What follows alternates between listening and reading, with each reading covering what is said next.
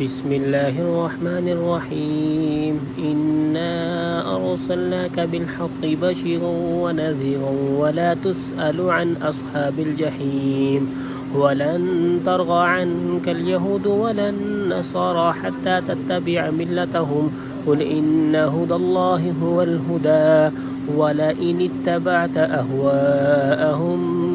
بعد الذي جاءك من العلم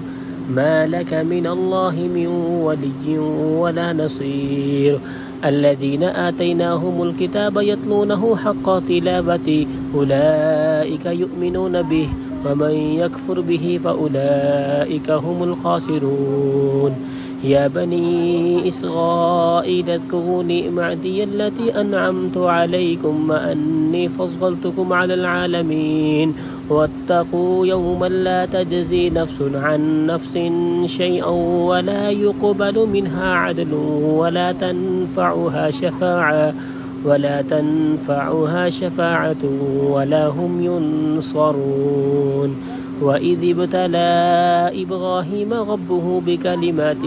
فأتمهن قال إني جاعلك للناس إماما قال ومن ذريتي قال لا ينال عهد الظالمين آمنت بالله صدق الله مولانا العظيم.